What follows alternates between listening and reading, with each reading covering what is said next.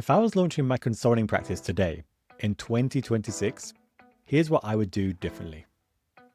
The key thing to remember is that the rules have changed. The approach I took, where I would create these daily blog posts every single day, wouldn't work anywhere near as well today. And that's because there are being 4 fundamental shifts in how consultants grow their practice, which you simply cannot afford to ignore. So 1 is there's way more consultants today than what there used to be. If you look at the Google Trends chart, it actually looks like interest has maybe fallen and it's rising up again. That's actually a misunderstanding. What's really happened here is that the work has split. And now, as you can see, we have fractional workers, we have advisors, we have specialists, we have freelancers, often doing the same things that a consultant was doing way back then.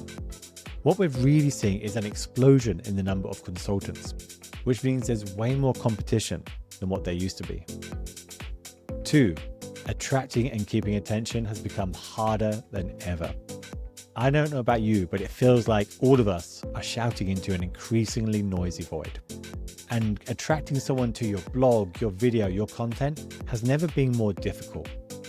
Which means that if you're starting from scratch, and if thought leadership is your attempt to grow your brand and attract clients, I think you're going to struggle, to be honest. I don't think that's going to work anywhere near as well today. 3, buyers are way smarter than what they used to be. Clients, the people that you want to reach, your prospects, they're much better informed than what they used to be because they have so much information at their fingertips. Imagine just 15 to 20 years ago, when most people didn't even look at Wikipedia for information. They had so much less information. And so they would rely on clients a lot more in the buying process and in the whole journey to tell them what they needed, which meant they would rely on consultants a lot more in the buying process and in the whole consulting journey to tell them what they needed. Now they're way smarter. AI has really raised the floor here, and beginner level advice just isn't going to cut it. 4, the technology is completely different. And that has created some democratization of some things that used to be scarce, and it's made other things genuinely scarce. It's democratized access to information and frameworks, templates and tools, AI assistants, publishing and distribution, basic analyses and summaries of data, and also graphic design as well. But that's made other things scarce. Reader attention, very difficult, as we just said. Buyer trust, very difficult to attract and keep. Original data and primary research, really important to have. Expert judgment at edge cases, time to think these issues through. These things are way more scarce and more valuable if you can create and deploy them. So here's some very specific things I'd change if I was launching my practice today. 1, I'd start with a much smaller niche. When I launched my practice, it was to help all organizations building any kind of community. If I was launching today, thinking about the incredible level of competition out there today, I'd probably just focus on a tiny slither of that market. Maybe it'd be B2B cybersecurity firms building a community of developers. Because I know when I'm that focused, no one else is going to bother competing with me. So I'd start with a much smaller niche. And I think most of the people I've coached over the years, they have a niche that's far, far too big. Please stop doing that. Your niche is almost certainly too big today. Go as narrow as you absolutely dare, then go just a little bit more. And the biggest mistake really is having a niche that's too big. I think there's always a fear that you think your niche won't be big enough. Trust me, there's a far bigger risk that you pick a niche that's too broad and it becomes impossible to stand out in that niche. And there are a couple of things to remember when you do pick a niche. 1 is that if you pick a niche that's small, you will soon get to know everyone in that niche. And that means everyone can know you by name. 2 is that when you go a bit beyond that, whatever niche you have in mind, if you narrow it down just a little bit more, you'll end up having much better results. Another thing I tell my younger self here is that you can select a sector, a problem, a buyer, but just pick one to lock down definitively. 4, the fear of not enough clients is the wrong fear. Far more practices die from being too broad than being too narrow. And 5, a small niche is the only way to win attention. You are not just picking a niche, you're picking a community. So pick the smallest one you absolutely dare to serve. 2, I'd build services around specific challenges and problems that my clients face. I think it's a common thing for consultants to want to do strategy work. Everyone wants to be a strategist. But the reality is there isn't as big of demand for strategists as you might think. And what I've noticed over the years is that demand for strategy is way down. Clients actually enjoy doing this part of the work themselves. They often don't want to outsource it. And often strategy isn't tied to a specific problem. There's no urgency. There's no need that they need to solve right now.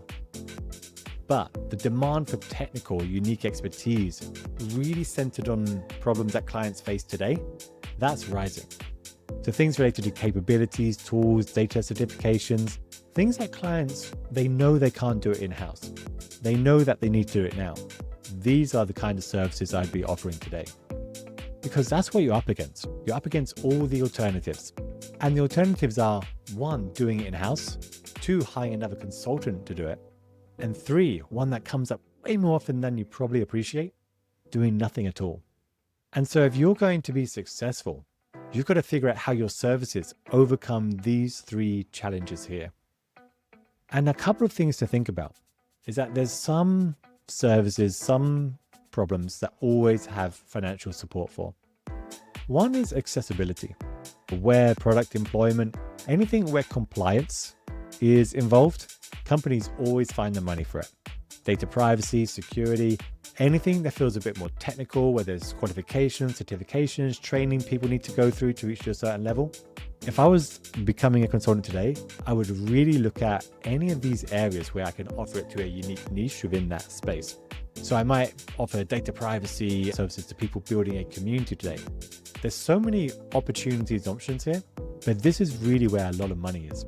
And even if you don't go down this journey, just make sure that your service is tied to a specific problem.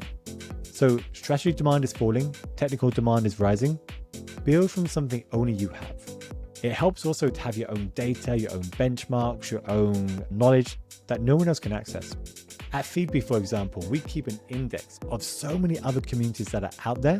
So we know exactly what everyone's doing, and we know the trends, we know the key data points, we know good examples. So we can build a methodology based on something only we have. 4, map your services to specific issues. I would strongly recommend you don't become a strategy consultant.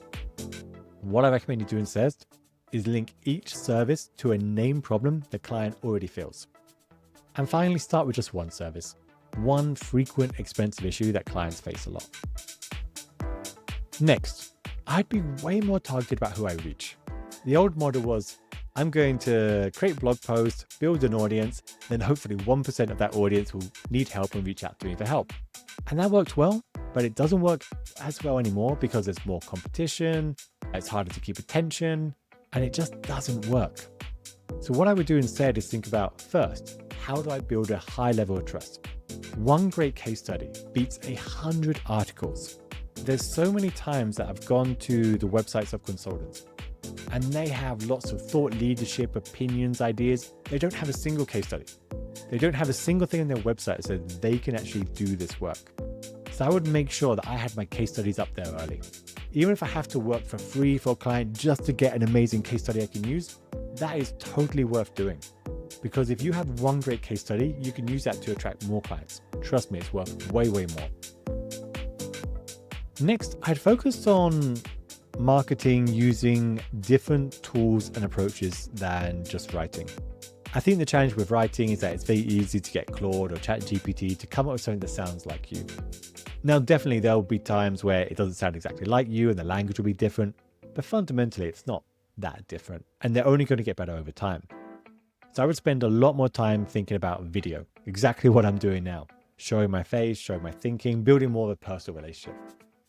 I'd also think about events. We hosted events for a couple of years that were tremendously successful in building our brand name and reputation.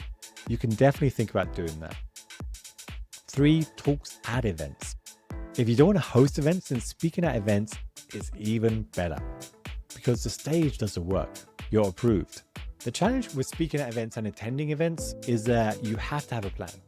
If your plan is to get clients from attending events, that's not going to happen from a one-off event. It's It's going to happen by attending an event, having lunches with people, organizing things around the event where you build more and more relationships. Next, webinars. Build a series of content that buyers associate with you. Something unique, something different, something that no one else really has. And finally, tools. We're in this great moment right now where you can build almost any tool you want. You don't have to sell it, but it's very easy to build quick comparison tools or a whole range of different things where clients can understand where they're at, explore the issue themselves. I've just released a whole suite of tools helping people analyze how their community is doing in the age of AI. Is it ready for AI? Does it pass the content hygiene check? And these are just examples. But the key thing is that if you want to attract attention, you want to play that game, then you have to use the right kind of tools to match. And these tools isn't going to be written content anymore. If you still have a large audience, then keep doing that. It works fine for you. But if I was launching today, I would go down a different journey. Next, be way more targeted. Instead of just trying to reach out to everyone and seeing who I attract, I would pick 25 to 50 organizations, the ones I really wanted to work with, and find out who solves the problem at each of those organizations. That'll be with LinkedIn, Sales Navigator tools, and then slowly building relationship with them.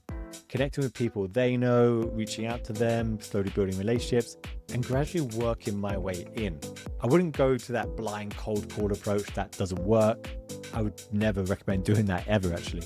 But you can slowly build your relationships, and with really targeted. You can write about the specific organizations that you want to work with as well. Another thing that doesn't get anywhere near enough attention is I would get close to the vendors in my space very early on. This is, I think, the most underused marketing tactic at the moment. And that means with vendors in your space, they need content. They need people to bring them an audience, but you also benefit from them bringing you their audience. And often they have the most pre-qualified audiences out there. They can refer clients to you. They can pay you for sponsorships, join events, reports. They can give you reach into people that you can never reach by yourself.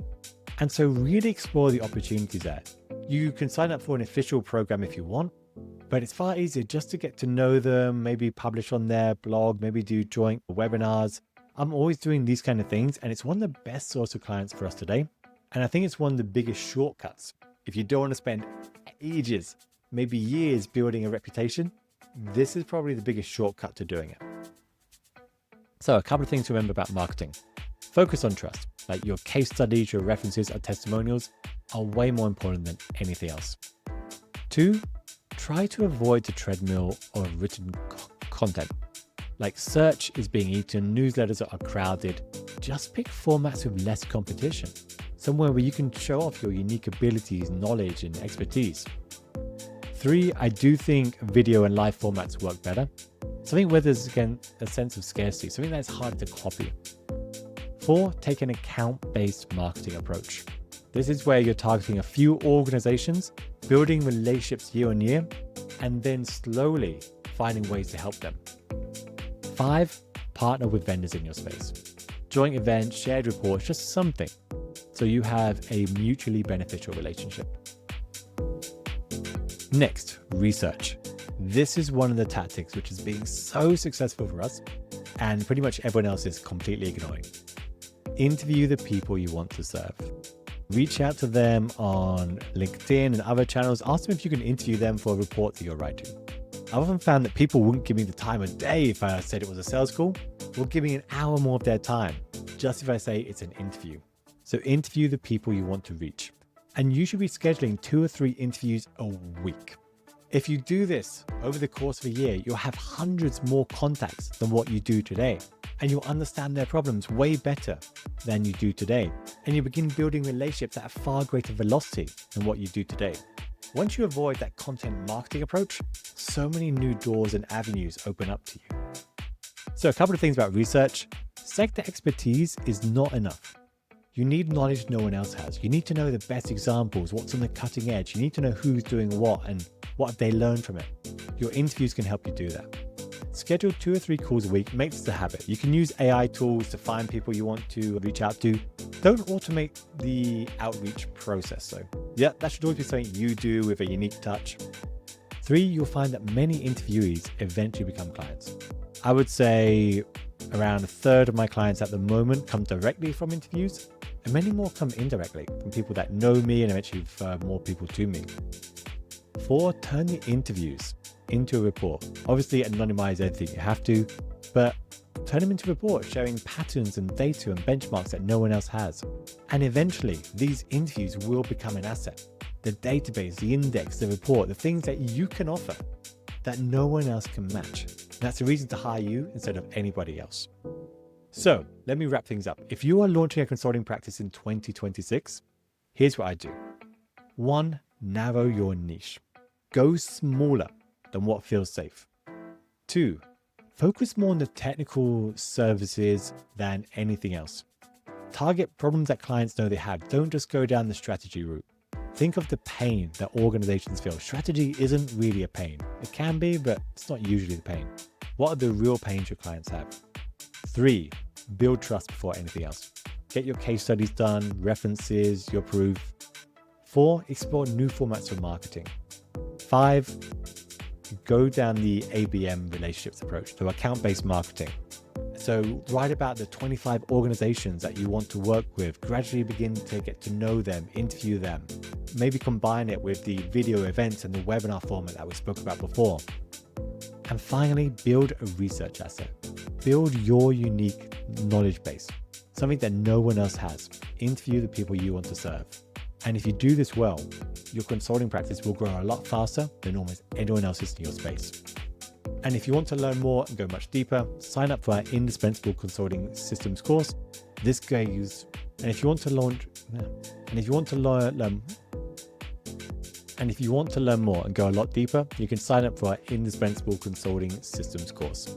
31 lessons, 12 systems, something you can go through at your own pace. Hope you found this useful. Good luck.